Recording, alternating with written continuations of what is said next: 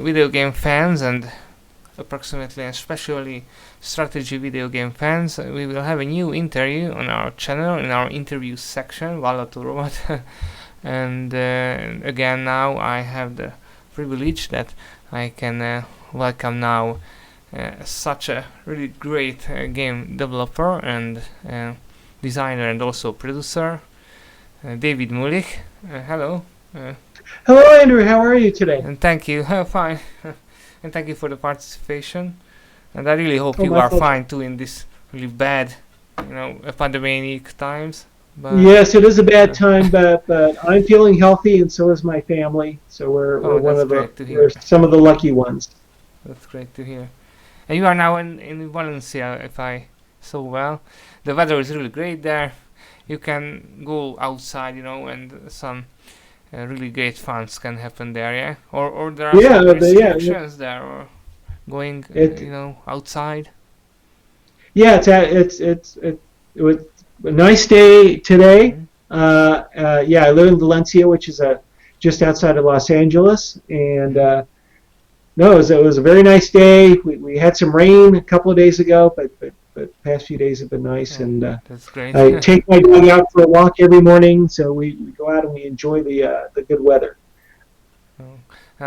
We were really waiting for that because now here there is only February, so not so good weather here in Yeah. Hungary, in Middle Europe. But we hope that soon, spring will come, and also maybe the end of this pandemia.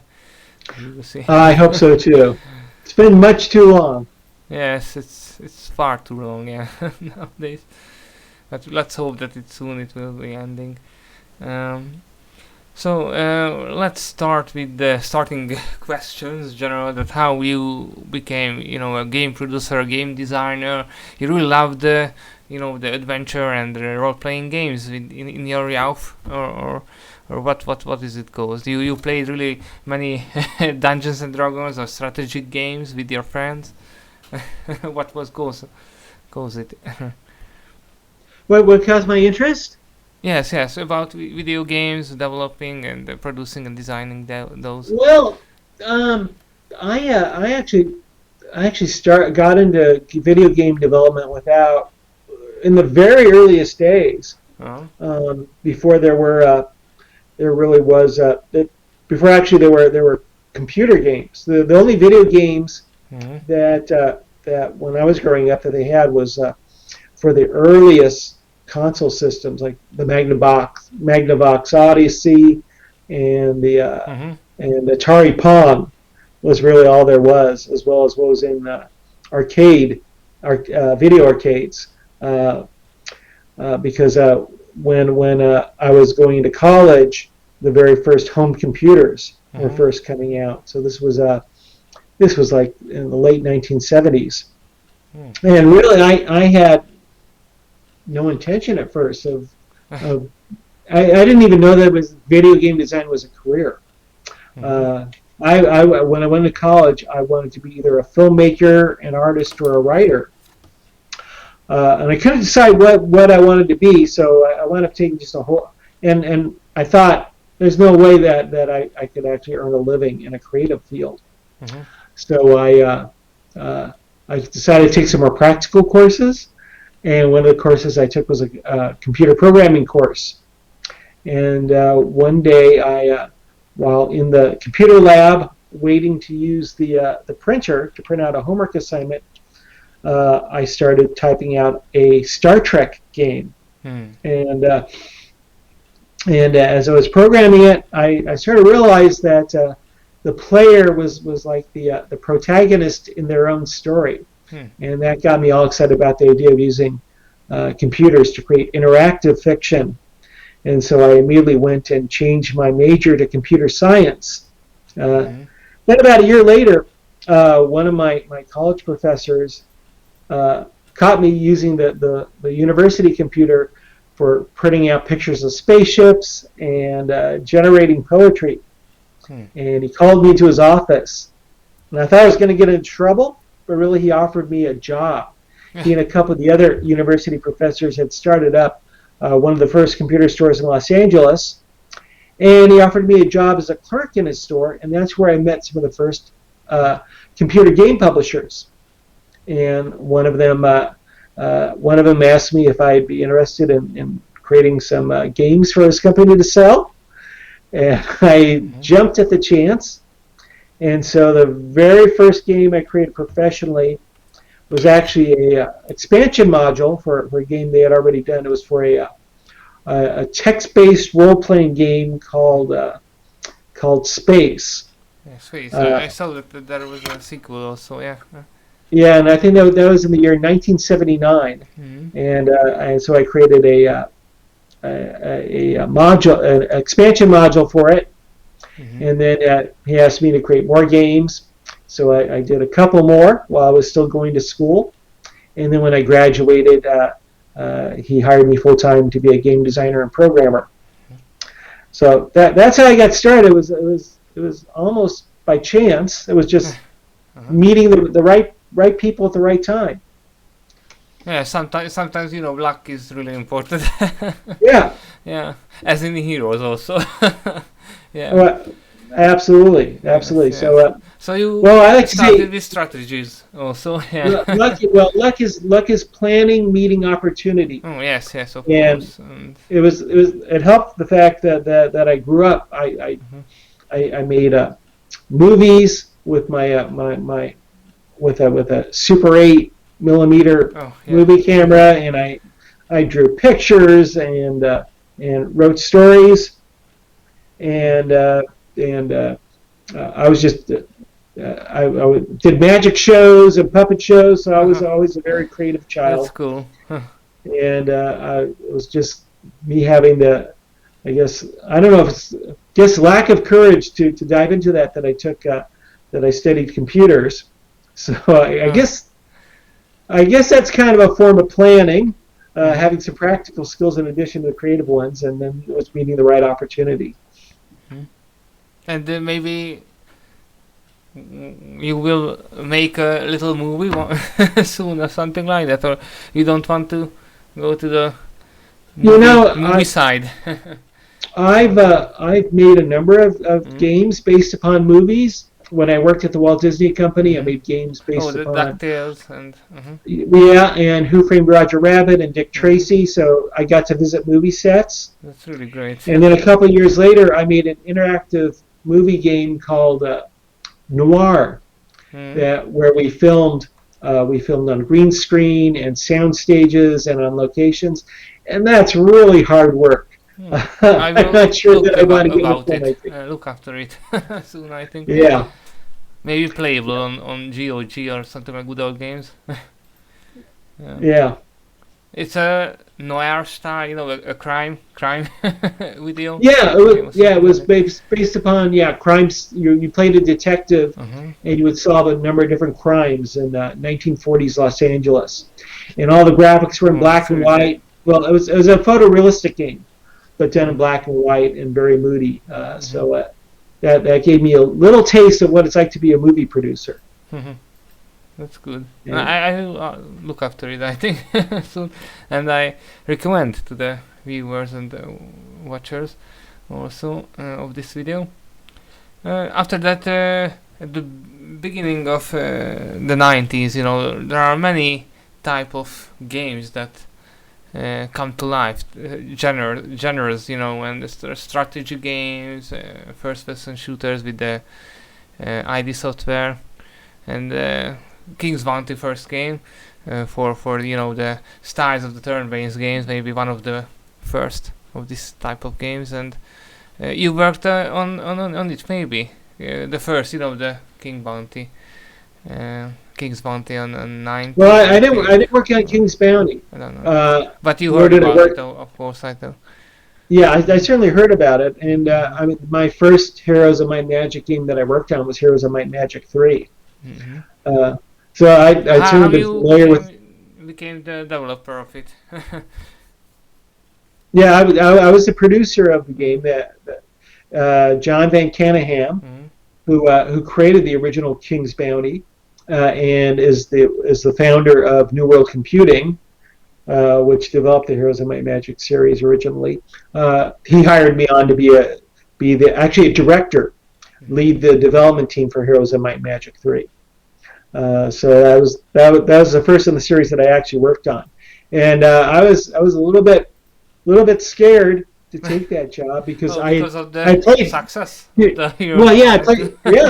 played Heroes of Might and Magic 2, and I thought it was a fantastic game, and I didn't see how I could improve on it. I could only make a worse game. I was afraid. But you made the best.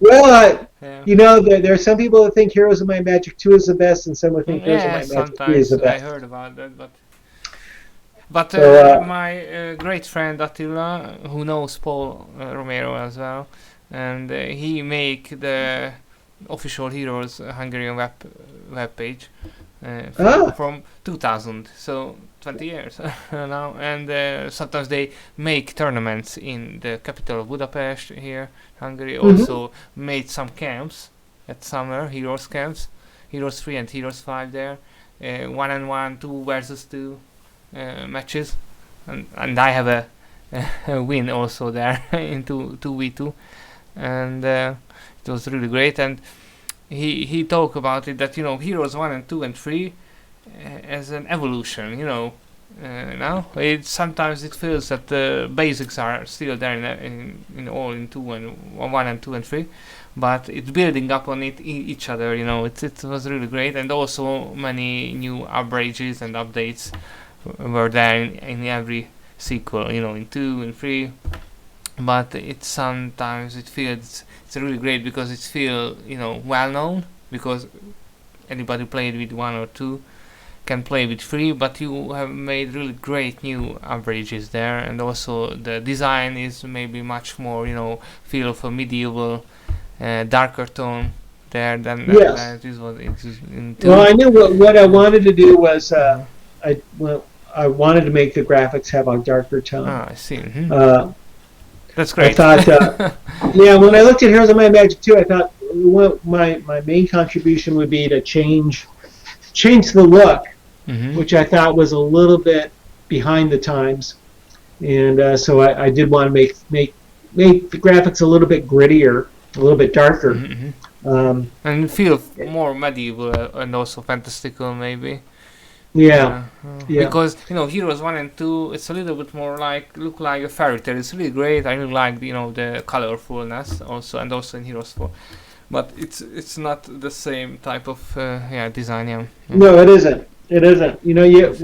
Always the problem with doing a sequel is you want to preserve what people really liked about the original game, but yet you still have to do something different to justify it as a sequel. Yeah, and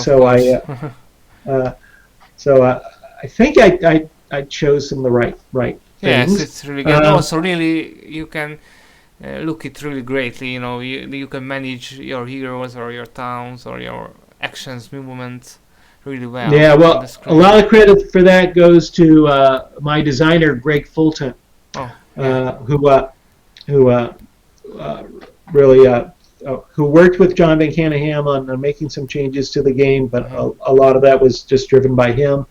And that's good to hear, because he make fan statics now, so no worries about that, I think. So he did a great job. Yeah, excellent. Yeah, a lot of the credit, if you liked Heroes of Might and Magic 3, a lot of the credit goes to Greg. That's really great. And so you producing and marketed it, or leading it, or what? Leading the development? Yeah, I manage the development team. So I manage the programmers and the designers and the artists, and talk to the music people about what it is we were trying to do, and the tones that the music had to create. So you work with Paul also. We really like him. Indirectly, I worked through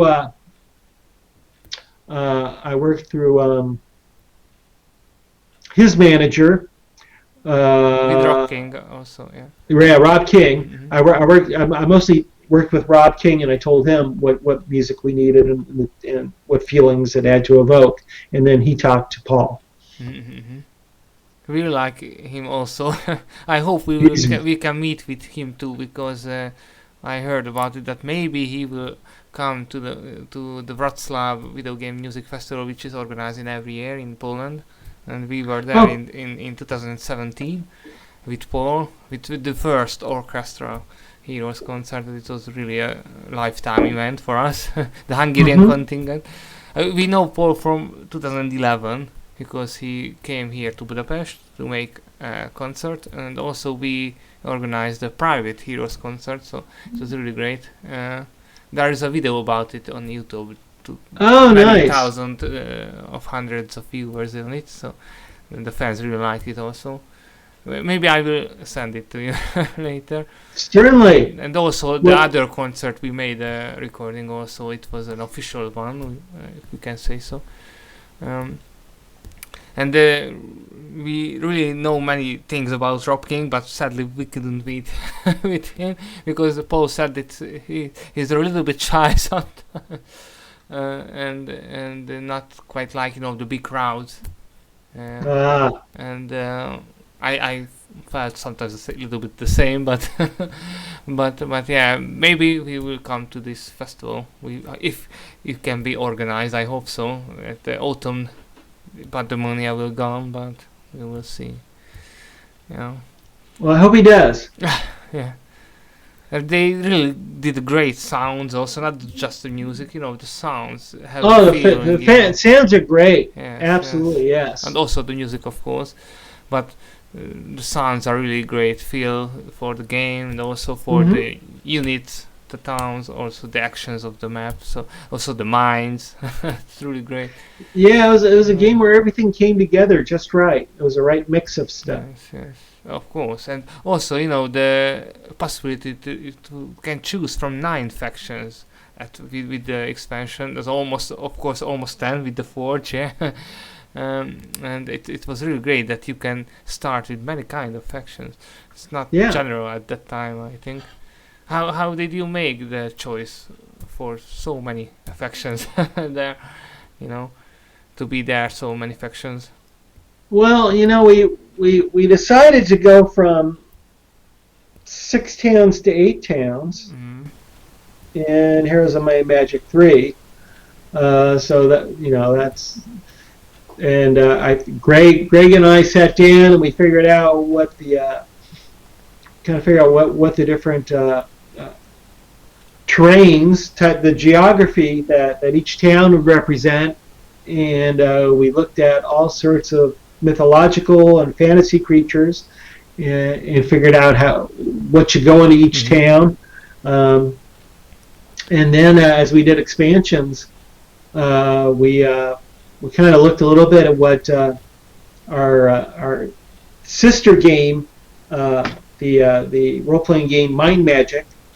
We saw what they were doing, and that inspired us as to what we should put into expansions.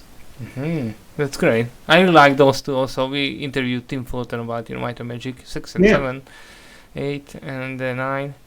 And he talked about it, that there are some inspirations sometimes, from the side developers of these kind of games, the RPG and also the strategy. Yeah, it was really great. That the word, it's united, it was really great.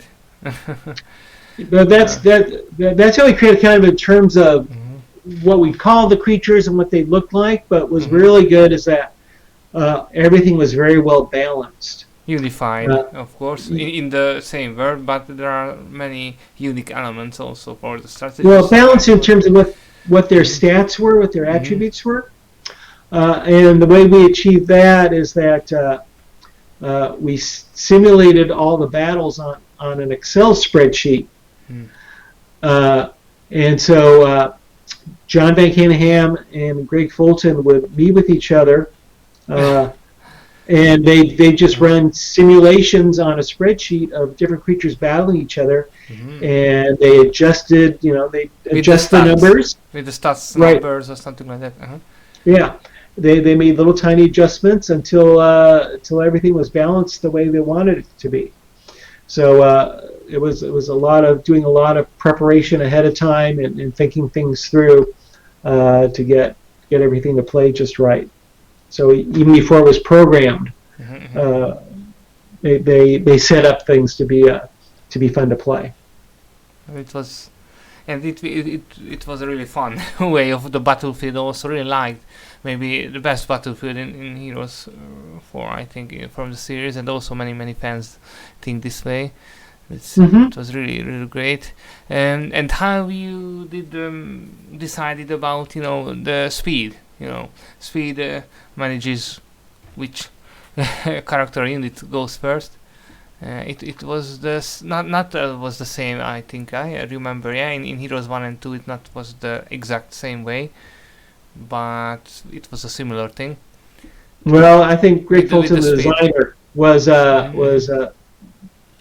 the one who gave a lot of thought to that. He'd be able to answer that question better than I could. I see. But it was really great because you can manage it really easily sometimes, and also you can balance with the spells. You can trick something, with the abilities of the units and also with the spells. It's really great, I think.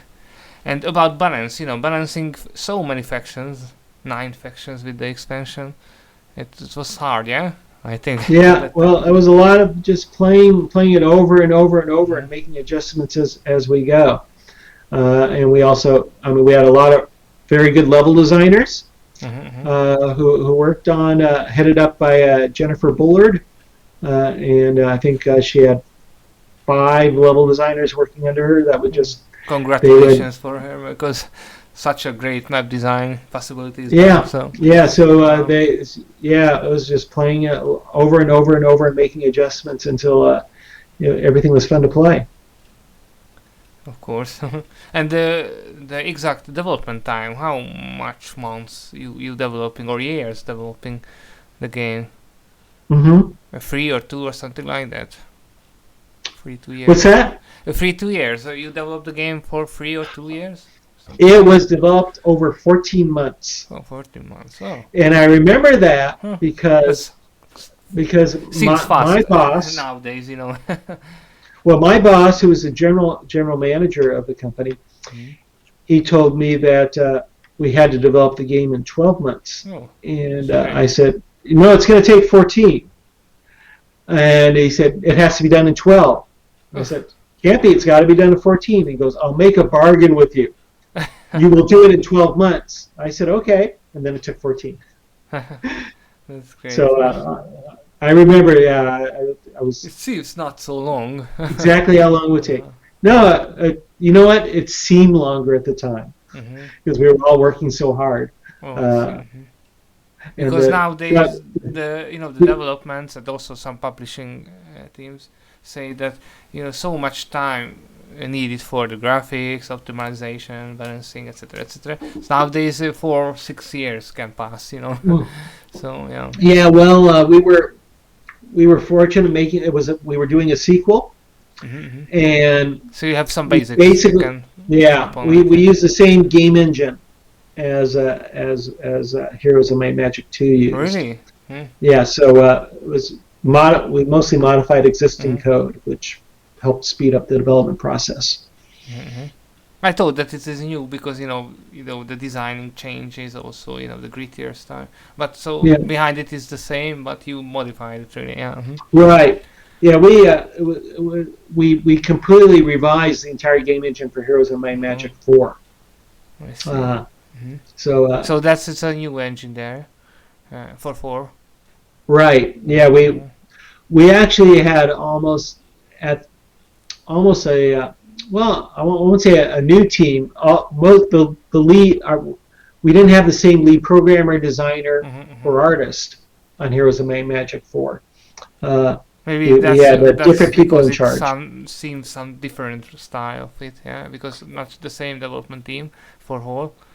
Well, it's because two of them had left the company.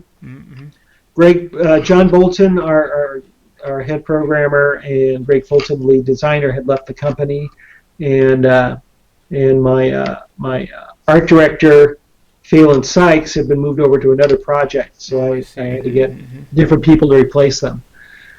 And so I promoted Jennifer and Gus Smedstadt to design and programming, lead design and programming positions, and brought in hired a new artist, Joe McGuffin, to be the art director on Heroes 4. But I like the art style really well also in 4, because in 4 it's really detailed, maybe more detailed than in 3, because you can show every part, also the mines, the life is much more Joe there. and make it even more realistic. Than much more lifeful, the map. In every Heroes it felt much more lifeful, but maybe in Heroes 4 is the best. Maybe it's really it's have a realism for it. The units were there, also the animations of little things there on the map. It was really great. Yes. Really yeah. Yeah. And also I really like the campaigns. It's maybe the longest campaigns in the whole series, I think. Sometimes maybe the academic. Yeah, for that credit goes to Terry Ray, who's a writer we hired for Heroes. You have a new writer for the series then. Right. Yeah, there was even a new writer. So he did a great job. That's really wonderful. I like maybe the Order the best. Order campaign. It was the longest thing too.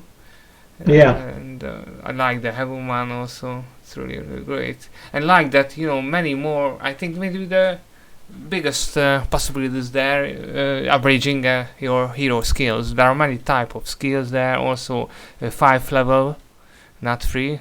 It was a decision maybe that you can feel more role-playing game side for Heroes 4. On the heroes skills and averaging leveling, and also on the many type of unit skills. Every unit have a really unique and a really useful skill, because in Heroes 3 many fans now don't use many type of units because they rubbish, but in Heroes 4 I think every unit can be used really well. So well, that's good to hear. That and also we'll talk about it later. I don't wanted to go add something, but I will do later. But it was really great.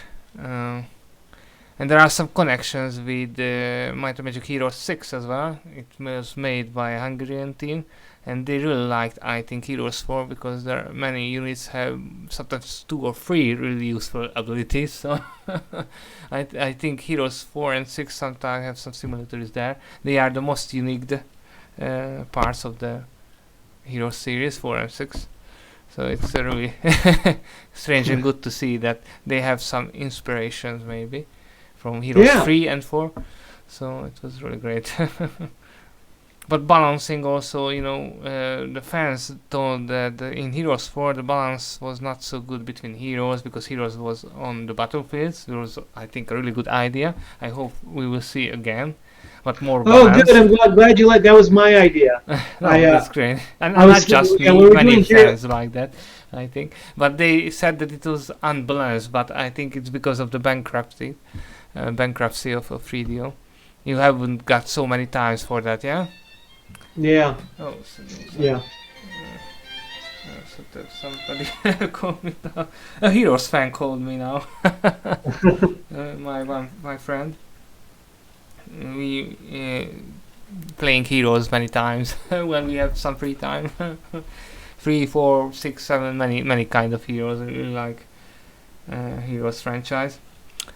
Yeah. So what was the decision behind many type of new things and possibilities in Heroes 4? Many fans like those, many fans not. I am in mix between. So yeah. Yeah, it's always a challenge. We're trying.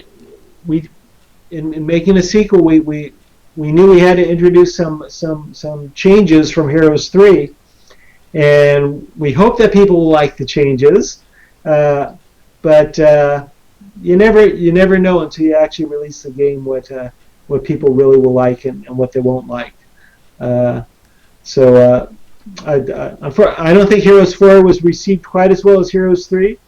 It did get some good reviews, but I think Heroes 3 just had the right mix of elements to it that was really hard to duplicate afterwards.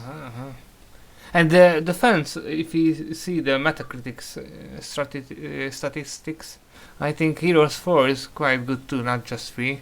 And also the critics liked it, and also, if I heard well, it sold well. Of course, Heroes 3 maybe sold even more well, but better. But it was a financial success. But sadly, the bankruptcy moved the possibility to make Heroes 5, yeah? Because I heard that the company started to develop Heroes 5. And they wanted to move back to the more strategic way of Heroes 3, but in the world of Heroes 4, in the new world of Heroes 4. Yeah? You started maybe Heroes 5 also, no? No, I didn't start Heroes No? 5. I Because left. there are some pictures, some concept art and some map. Yeah, I wasn't involved in that. I left the company at the end of Heroes 4. Oh, I see.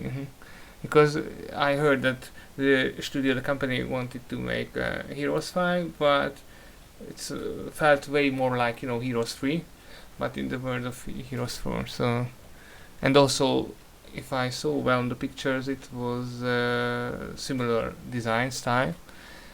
So it's a more colorful one. Many people liked it, and many people not liked it as it was in 3.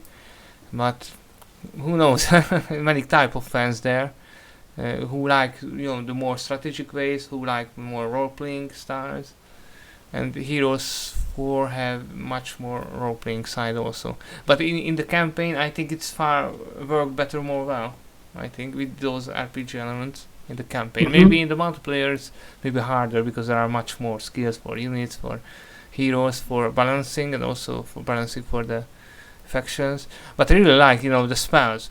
The spell system I really liked much more, I think, in 4. Because there are so many type of spells that sometimes I didn't know which choose. So Well, the credit for that goes to Gus Medstat. He was the artificial intelligence programmer, the AI programmer on Heroes 3, and so he really understood how the different abilities and the different spells worked in combat, because he's the one who actually programmed all those effects and how the different heroes and creatures chose what to use against each other. So he had a good understanding of that. So when we did Heroes 4 and I promoted him, he was really in charge of figuring out. I like the style also, the teams, the factions. They are really great. They were really great because it has some similarities, some feelings, that they haven't, you know them before, but as Castle and other names, but it was also different a little bit. So it was really a great type of possibilities with the factions that you sometimes a little bit remade them, but adding some new to the factions also. But not so many fans like the choice between the units, and also there weren't any average possibilities for the units. That was not quite liked, I think, with the fans, and also the choosing of uniting the bad factions, the Inferno and the Necropolis. Why did you choose that? Because of the time limits, or did you want it that way? I'm sorry, I lost your audio a bit. Well, why did I choose what? Uniting, the bad factions, Necropolis and Inferno in one faction. In Heroes 4 they are in one. Oh, yeah. Well. And also, the choosing for, you must choose one of the type of the units, and you can't build the other. Many fans didn't quite like it. I know. We were worried that if in going from Heroes 3 to Heroes 4, we were worried that if we added new factions, we would it would get the design would become too unwieldy. It would become too complex. Oh, I see. So we decided to actually go backwards a little bit to like how it was in Heroes 2, and only have 6 factions, but instead for variety, we'd have the heroes And they were really unique one, more unique, than in the previous titles. I think each of one has an own magic school and etc. It was really a great idea in that way. Yeah. You must play differently, with each other, of course. Yeah. So we going from eight factions to 6. We combined a couple of the old factions. So yeah, we did combine and the maybe Inferno you and wanted the Prophets. more new one in expansions later. Yeah, with the expansions, we would add a new faction. But sadly we didn't get, because of the bankruptcy or something like that, yeah. Yeah, because of the bankruptcy, we never had a chance to do expansions. Which would it be? If we can know it, with this new faction, which faction would it be? Oh, I don't know. We never even got around to talking about it. Oh, I see. But it sounds promising because in Armageddon's Blade, many fans really like the Conflux faction, and also the unreleased Forge faction. The idea behind it. We would have liked to have done the Forge one, but fans didn't like it at the time. It was a little bit too different for them. Really felt more modern or something like that. Really, a little bit out from the style of the game. Yeah. Well, we should have done a better job of preparing our fans for what we were planning to do instead of unleashing a whole bunch of concept artwork. I see. There really hadn't. Some of it hadn't even been approved yet. It was just. I should have been much more careful with what I released. Otherwise, if I had been, maybe we would have had a better reaction. There is a mode now, Hota mode. This is really a successful mode for Heroes 3, and there will be a new faction soon, named Factory, and it has some resemblance, similarities directly to Forge. Of course, it's a mixture of a Western-like faction and also, with cowboys-like units, and also with some unique kind of units from the western part of USA. Yes. And it has some resemblance, I think, to the Forge. There is a unit, I think, with wanted to talk about it. The flamethrower or something like that. So something. Yeah. So and also guns and something like that. I hope it will go well. Did you play it maybe or know about this mod? It's a Russian mod, I think, or a Russian mod. Yeah, I haven't seen it. It's really famous now. It's the second generation of Heroes 3 almost. It's I think played by 10 or hundreds of thousands of fans. Sometimes you play it also. I've heard about the different mods and which ones are the popular mods. Yes, there are other types of. There are some RPG kind of mods. Wake of the Gods, it's more of an RPG feel of it. This is a more strategic one. And there is a new faction also, Cow. It's a faction of pirates, something like that. It's quite great. And some other type of units are there because there is a flyable unit and also there is a giant snake unit. It's the level 7 one. It's quite strange for first, but now it seems really fit well.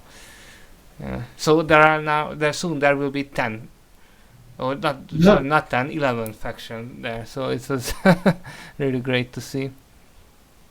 The success of Heroes 3 is still there because there are many fans playing all along, and all tournaments organized in Poland, in Russia, and here in Hungary. So that's a sign that the game is a classic. They're playing it after 20 years. So it's your really great work that is accomplished by the fans. That's great to hear. I'm always impressed that people are still playing this game and still interested enough in it to be making mods and, and making their own campaigns. and I do scroll through I do look at the Heroes fan sites and the Facebook pages, and I scroll through them and I look at what people are doing, and I'm always impressed with their There's a creativity. Heroes and their community skill. there, with forums, with mods, and Celestial Heavens, and many type of page. It's really great to see that. And also map makers, there are many famous fan map makers now. One of them, Julian Pirot, I talked about him, also friend, Facebook friend, interviewed him. He worked on Heroes 6 and 7 because he made really great Heroes 5 and Heroes 3 maps as a fans, and they hired a lead level designer, so sometimes this can be happen. It's a really great thing that, because your map editors was really a useful and user friendly type of map making systems and editors for 2 or for 3 for 4. There are many maps makes nowadays also, so it's a really great thing to do. I made maps in Heroes 2 and 3 once, and it was such an easy way. With Heroes 5 and 6, it's not an easy way to make a good map. Heroes 7, they made a better map editor, but it was really resourceful. It's eaten the memory. But sometimes I heard memory leaks, about almost every Heroes 4, 5, 6, 7 at release. But after that they patched it also. Yeah. This memory leaks is because of the engine, or what is it caused? This memory leaks. Oh, what caused the memory leaks? Oh, I don't remember. Maybe the engine or something, a bug or something like that. Yeah. But after patches, they of course deleted, so there are no problems with that. Good.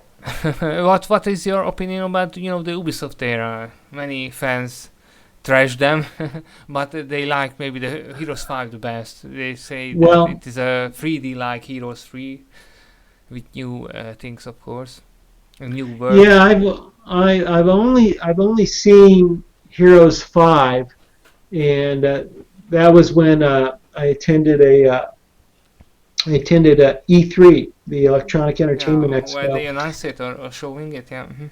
Yeah, they were showing it there. I went to the Ubisoft booth and went to a demonstration of it, and it looked interesting. They should hire you. Well, I've always been happy to help them publicize a new Heroes game. They've occasionally come to me about that. I'm just glad that they continue the franchise rather than just letting it die. And they continue that way in respect, I think, with the heroes and the famous heroes from the old worlds of Heroes of Might and Magic. They revamped it in every Heroes in 6, 5, 7. I do like all the artwork they've created for Sir Mullich. So you're a hero. You are a hero. Every once in a while they send me some of the artwork for it, and so I go and I use it for like profile pictures or such.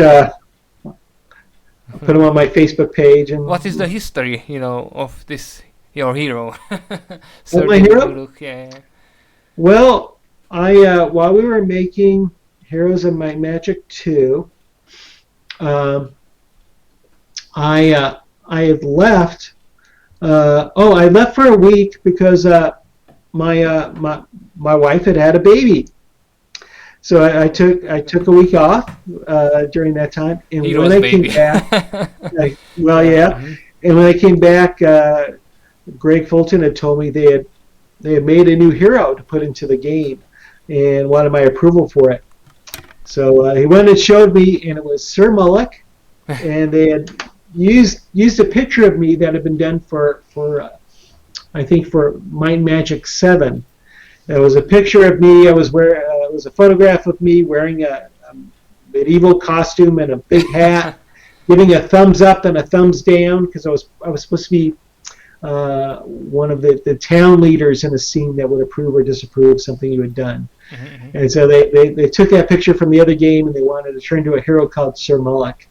And I looked at it and I laughed and I said, "Okay, you can put it into the game." That's great. And also Paul Romero is there, you know, in the Armageddon's Blade, I think you remember. Right, yeah. One of the complex heroes. And Sir Christian Yeah, Sir is Christian. Also a developer. he's the assistant producer on the game. He was in it, and another famous hero is Crag Hack. Crag Hack also. Who was a Dungeons and Dragons character that John Van Caneghem liked to play. It's really great. I really liked Crag Hack, you know, every Heroes game also. There was a DLC for Heroes 6 made for him and his adventures. It was great too. A mini expansion, if I can say so. Yeah. Around him. And it's made around him. And his adventures also. There was a mini expansion for Heroes 7 as well. Made the lost campaigns for Heroes 4. It was quite a great idea.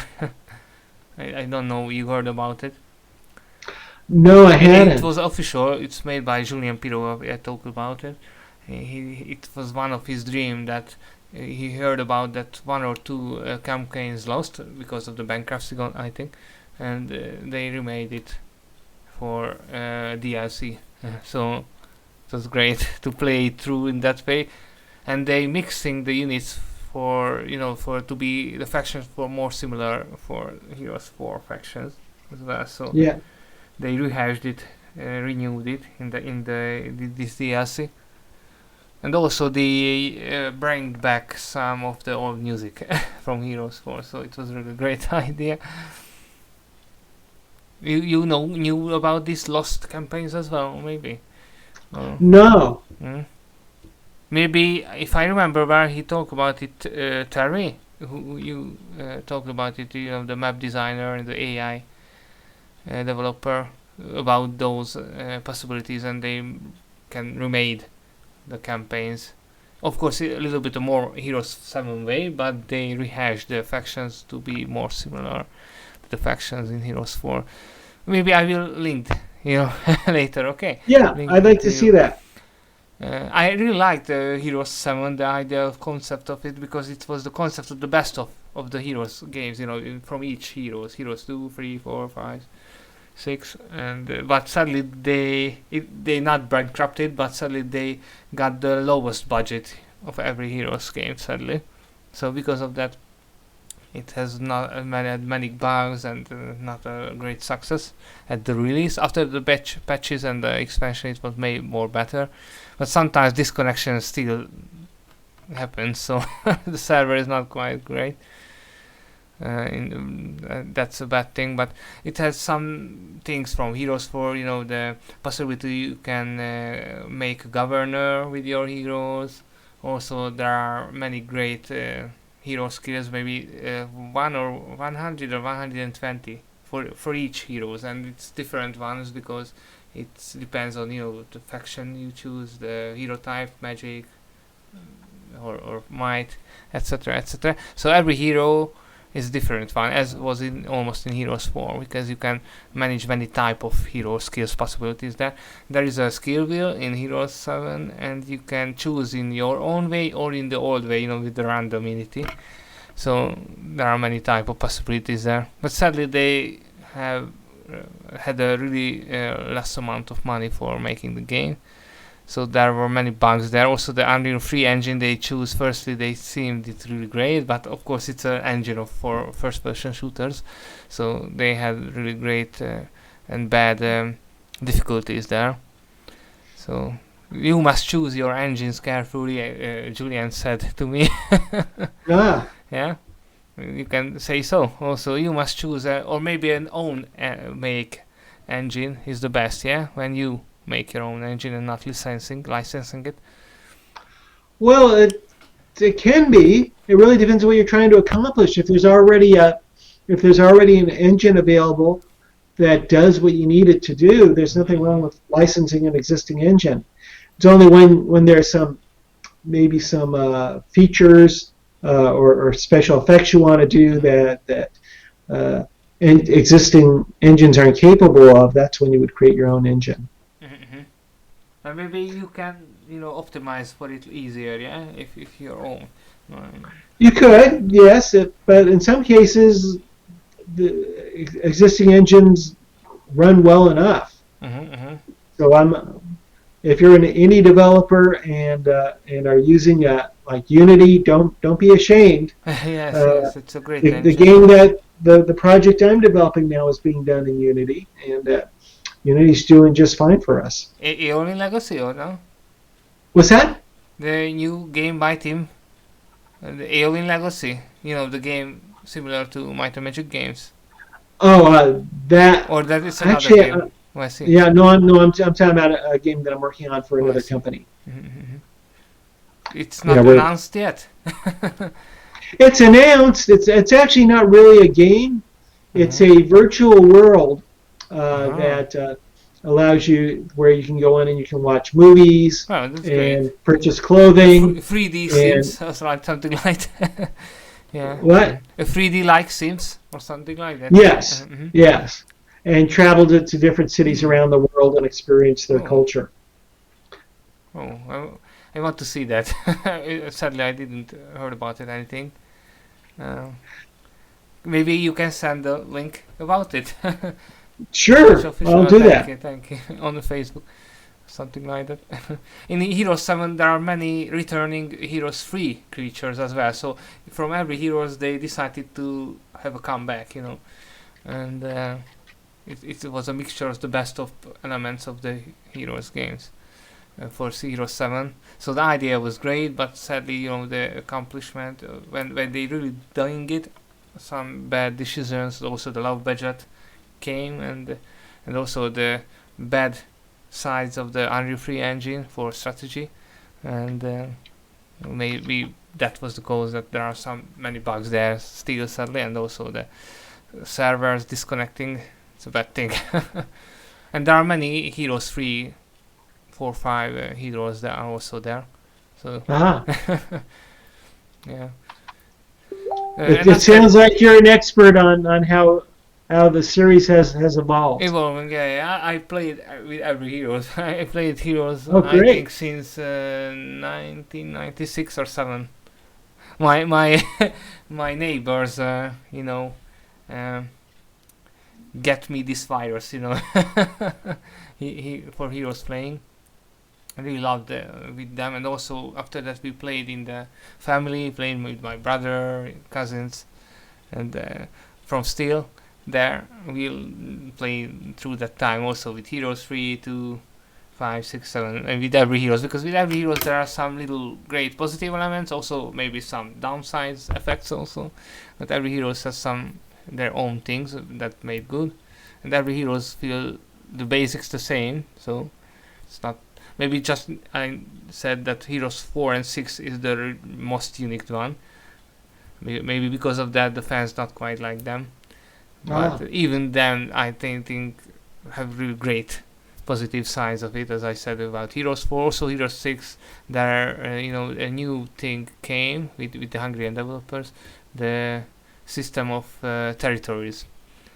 And when you get the mines, if you have a fort or a city, the mines will give it back to you if you capture an enemy town, and because of that you must not move so many times for the same way, in and out, because somebody captured the mine again and again and again, Wow. And with it was a good idea, but because with you have free time for your strategies and other things, but sometimes you have less strategic ways, because of that, because less heroes were there.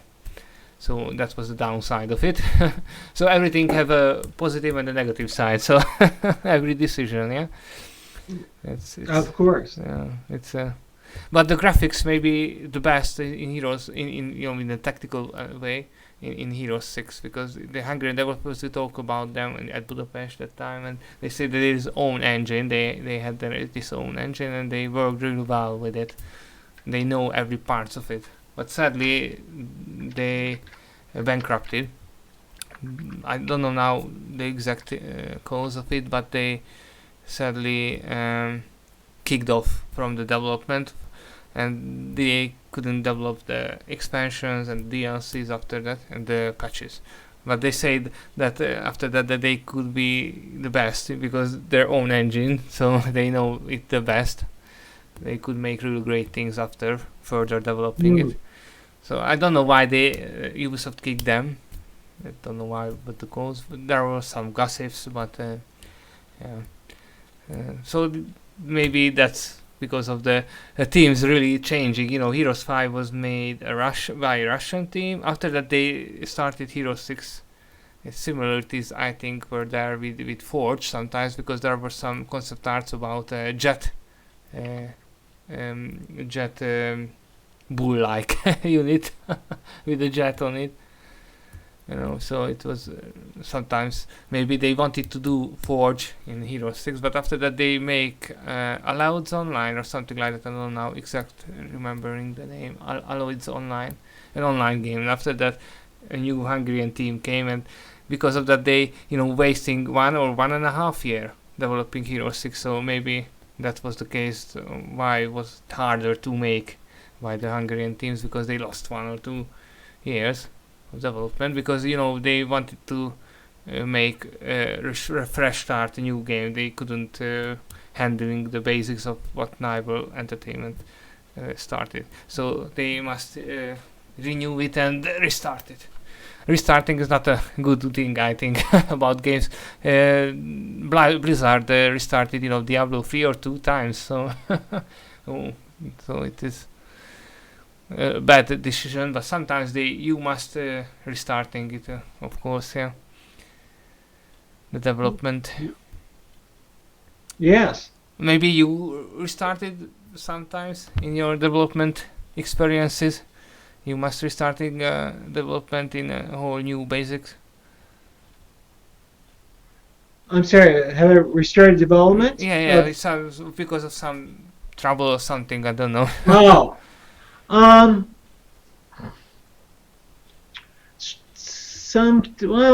trying to think of a case where I have actually restarted development. I've known other projects that have. I can't think of any case where it's happened on a project I worked on. That's really great. You made Vampire the Masquerade Bloodlines too. That is a really great and has a really great mood for this franchise. I was a producer on it. It was actually Troika Games that made it. Yeah, Troika Games. Yeah. That was one of my favorite role-playing experts, if I remember right. And they made many role-playing games. Yeah, they did. Yeah, that's why we chose them. Because of their expertise. They are a Russian. They were a Russian developer. No. Troika, it feels Russian or Slavic. No, it's a team. No, it's a team that was located here in the United States. Oh, the name it's more Slavic, so that's why I thought about it. It's really great, and also the development team is for Heroes is as well. In the USA, yeah, or yes. And strangely, the Heroes games are not so was a great success and not so have a great fandom and fan basis and number there in USA. Why is that? It's really strange for us. I don't know. It certainly did have a big fan base back when I was working on the franchise, but I guess American audiences decided to go with Call of Duty and something like that. Well, Call of Duty and FIFA, something like that. The Blizzard games, so Warcraft and Assassin's Creed and something like that, yeah. And StarCraft, yeah, they went to the American audiences like the real-time strategy games instead of turn-based. They like it more, maybe, yeah. Well, except maybe for the Civilization franchise. I like that too. Yeah. I played it 20 years ago, first and second one. 4 1, and maybe play a little bit with 6, but I don't quite like it, the 6 one. But maybe for 7, who knows? Yeah, but those I really like too. Maybe you know Sid Meier also, no? I know Sid Meier, yes. Oh, that's great. You must do Yeah, a game together. You know.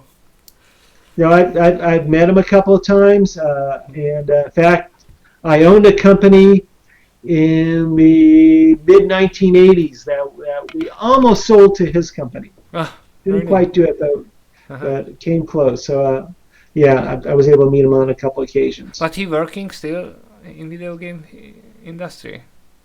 Yeah, he was. That's really great. Was is he working now? Yeah, now still. I didn't heard about him, sadly. I assumed he was, but I'm not quite sure. He's someone that he doesn't appear at a lot of trade shows or industry events. So it's hard to keep track of what he's doing. You generally go to these shows, you know, E3 and. I try to when I can. Yes. What? Yes, and also the in Leipzig, Gamescom in Leipzig, in Germany. That is another one, big one in Europe in every year. Of course, sadly, because of the virus, I think last year it wasn't organized. Unfortunately, I've attended very few conferences outside of the United States. But there were many. Of course, E3 and other types of really great festivals and conference. Also, you know, for the comic book fans, you know, the cons, in July or something like that, if I remember right, the Comic Con, you know. There are many type of conferences, festivals, shows there. So you're a really great country. If you have a festival goer, a traveler, you can choose many. Sadly, the virus stopped them, but hope it soon changing. You will see about it. And I found it that you are a Tolkien master. You know. Oh well, is that true? I certainly am a big fan of Lord of the Rings, and I was on I was a message board moderator and news reporter for a Tolkien website. Yeah, when Peter Jackson was making his Lord of the Rings films. The One Ring. Now it's the One Ring, but after in that day it was Tolkien Online or something like that. But yeah, it was the One Ring. Yeah, .net. Right, the OneRing.com. Not to be confused with the OneRing.net, which is they're not the same. Yeah, they're not the same. It was the OneRing.com is the one that I work for, and in fact, on it. It has it still has really a list of text changes I wrote up about the differences between the movies and the book. That's really great. That's what I was really fascinated in, was how they went about adapting. So you don't quite like the movies? I like the movies, but I was very interested in the differences between the movies. Yeah, me too. I really like the books. I think read it 3 times. Yeah. And also, you know, the appendices, also the other books, Silmarillion, etc. I'm really waiting for the TV series. Now I hope it will be closer to the books, because Tolkien Estate is behind it now, so we will see. We will. Well, I don't know if it'll be that much closer to the books, because they're. Of course, there will be new things. It's taking place in an era which Tolkien did not write that much about. Yeah, not so many his stories there. So have to be some new things there also, but we'll see. But I heard that the Tolkien estate stated that they must strict in the main line, you know, what is it written. So the main line, no changes. Right, they can't contradict anything, but they still have to invent a lot of new characters or something like that. But yeah, we will see. You will write about it also on the page, or you know, the changes and differences or new things, old things with the TV series. You planning about that maybe? So, sorry, what was that again? You planning about it? You know, writing about the differences of the show. You know, the differences. Well, with the second age. I don't know if I will or not. It really depends on how I'm feeling at the time. I see. I tend to get very obsessed with things, and so when I was real obsessed with the movies when they were being made. So that's why I had to write about them. I'm interested in the TV series, but I'm not quite obsessed with it. I see. We will see. We'll how see. it will be. I really missed, in the movie trilogy. I really missed, Bombadil, and also, the Scourge of the Shire. But sadly. Oh yeah, the Scaring of the Shire. Yeah. But maybe, who knows, later maybe everything is remaking now. Days maybe everything 20 is later. Yeah. 20 days later. Speaking of remaking, unfortunately I have to go to work soon. But one thing I did want to bring up before we go is that Greg Fulton, who much of the credit for Heroes of Might and Magic 3 goes to, he's making a what he calls a spiritual successor to Heroes of Might and Magic 3 called Fanstratics, which is short for Fantasy, Strategy, and Tactics. So he's developing this game, and he's putting in a lot of the same thinking and creativity, and I hope we can, kickstarting it or something like that later. I talked it in writing in text form with Greg. Oh, good. Greg, and I will send it to you if I didn't. Oh, great. It's on the Hungarian Heroes webpage now, in English and in Hungarian. And nice. He talked it that maybe in 1 or 2 years it can go to the Kickstarter phase-ish, and then we can help to refund it or something like that. I hope it will be a really great game for sure, because the experience is behind Greg for Heroes 3 is claiming that this game will be really great too. I think. Yeah. If anything that he's worked on a lot of great games, and I'm sure this is going to be another great one. And I hope it'll be as fun as Heroes of Might and Magic 2. You have some advices also maybe about the game to him. Well, he and I talk about it on occasion, and he's thrown a couple of ideas at me, and I've discussed it with him. I may be helping him out more a little bit later on, but for right now, it's mostly his work. And there will be a map editor too, yeah, if I remember, yeah. Also, I think, yeah. That's really great, because the fans will make tons of maps, I think. After the success of Heroes 3 map editor, it will be much great, I think. And we will see. And also, last one question about, Vampires the Bloodlines. There will be a new vampire game, maybe this year. It was supposed to be last year, but of course the virus postponed it. Did you see about it? Something, pictures or features? What is your opinion about it? It may be a continuation or not. I don't know. For Bloodlines, or it will be a different game in the same universe. I really don't know. I don't know much a thing. That's why I asked about it. But I hope it will be as good in the mood, and of course in the possibilities and the leveling up and the enemies and the world, making the vampire world. I hope it will be the same as yours, because that game is a cult one, a cult classic also, because it was well made in every part. There was bugs, but the patches killed them. So after that, we can only remember it how well done as the whole, the world, the feelings, the characters, the mood, the weapons, the styles, and the possibilities of leveling up your character. So it was a really great thing. You were the marketing, the producer side of it. I was the producer on Masquerade Bloodlines. Yeah. The fans are there too, and nowadays I see there are mods for that game too, mods and forums and playings, and there was a multiplayer also in the game. I didn't remember now. I played only in single, but there was a multiplayer component to it. Yes. Wasn't the main feature of it, but we did have a multiplayer component to it. Of course, and maybe can you tell us about some new project? More for your new projects. What's your plan for the near future for video games?